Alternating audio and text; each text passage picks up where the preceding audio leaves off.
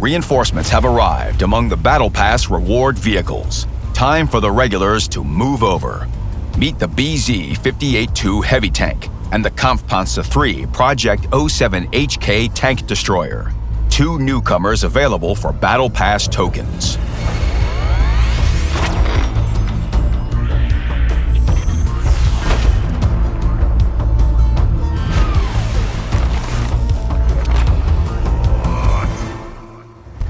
The first in line and the first on the front line is the Tier 9 Chinese BZ-58-2 heavy tank.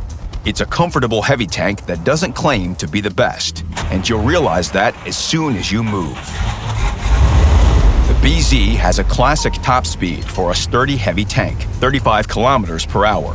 It gets there quickly and can keep up with its heavy comrades. At the same time, the tank is quite massive and armored by all the cannons of heavy vehicles. The upper glacis has 70 millimeters of armor at an excellent slope. The same is true of the sides. That may not sound particularly strong, but the armor doesn't disappoint on the battlefield. And with its turret, the BZ can easily laugh off any opponent. It's big, cast, and has a practical shape. Speaking of numbers, we get 380 millimeters of effective armor in certain spots.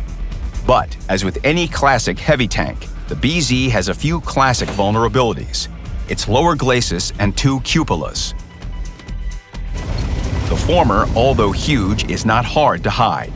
To do so, find embankments or side scrape. And regarding the cupolas, you'll need to play smart. The easiest option is to move your hull rhythmically so that the enemy can't properly aim at them. Or you can find suitable terrain. The BZ has a pretty good gun depression angle, -8 degrees. When it starts playing on uneven terrain, the enemy might not even discover that its turret has weak spots. In other situations, when the cupolas are visible, opponents will need to aim at them carefully, which plays into the BZ's hands. While they're aiming, the BZ bites. And it bites hard and constantly. The 130mm gun literally cuts 520 hit points off the enemy. It gets especially serious when this tank has all the bells and whistles. In situations where everything favors trading hit points, the BZ can easily do so. That's due not only to its alpha damage, but also to its hit points, of which it has plenty, not to stay at the rear, but fight the opponents head-on. The most important thing in such duels is to penetrate. Just lobbing a shell at the enemy is not an option, and penetration might not be enough. You always need to aim. This is where the BZ's greatest accuracy will help. Its value is good, even without the crew and consumables. When you add all the necessities, it gets even better. You should equip this tank in a way that highlights its advantages. For example, improved hardening in its respective slot to survive on the front line, turbocharger to reach positions and roll back swiftly after your shot, and gun rammer in the final slot to cause damage more quickly. In the second configuration, replace turbocharger with vertical stabilizer and shoot comfortably at various targets. Regarding consumables, it's not that straightforward. Repair kit and first aid kit are must-haves, but you better put fire extinguisher in the third slot. The BZ can be set ablaze with just a single shot in its lower glacis, but if you still decide to use improved combat rations, you should first replace hardening with modified configuration, or take care of fire safety with the help of a skill or directive. The BZ-58-2 is a front and center tank. Its place is always on the front line, always in the thick of battle. Due to a number of options for positional play, you'll always be prepared for the unexpected in random battles. That's what the BZ impresses with: simplicity and efficiency. What can be better? Perhaps only the uniqueness of our new tank destroyer. The KPZ-3 Projekt 07HK is a Tier 9 German tank destroyer. Its look is reminiscent of Swedish TDs, and that's the main similarity.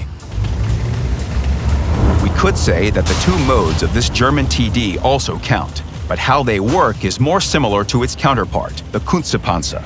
And this means that the most interesting things are hidden under its hood. The first mode is travel mode. In this mode, the Kampfpanzer has almost no gun depression, average accuracy, and a poor aiming time. Among the advantages, however, are excellent mobility and the highest damage per minute among all Tier 9 tank destroyers, except for the British Tortoise. At first glance, you might think that the only thing this vehicle is capable of in this mode is rolling around and confusing everyone with its appearance. In reality, the Kampfpanzer has a lot to say.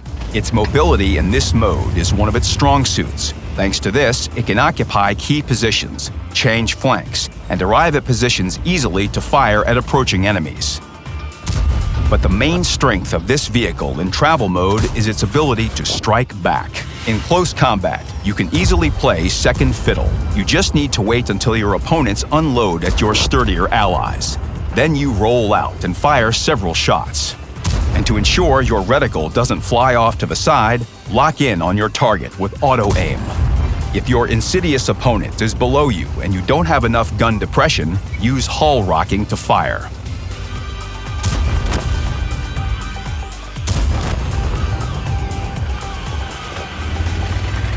Firing from a distance in travel mode is also possible.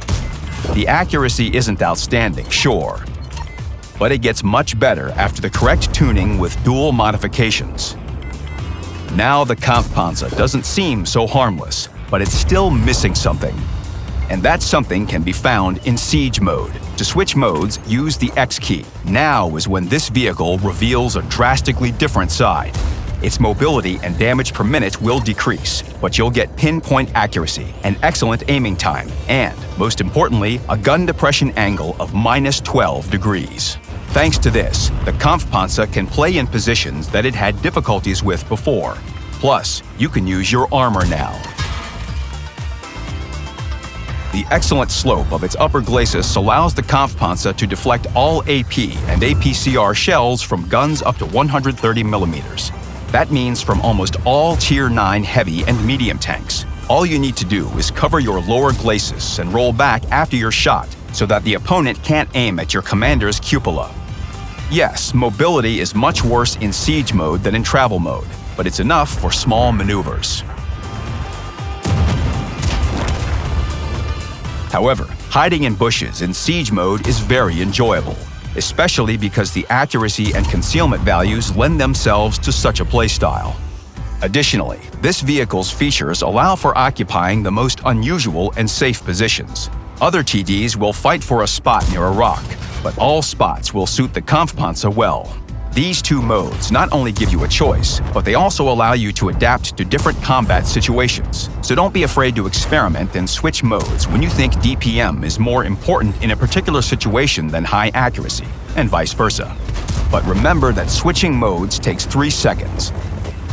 During this time, you're the most helpless, so it's important to pick the right moment for a safe switch. But if it so happens that you get spotted in siege mode, for example, it makes sense to try retreating in that same mode.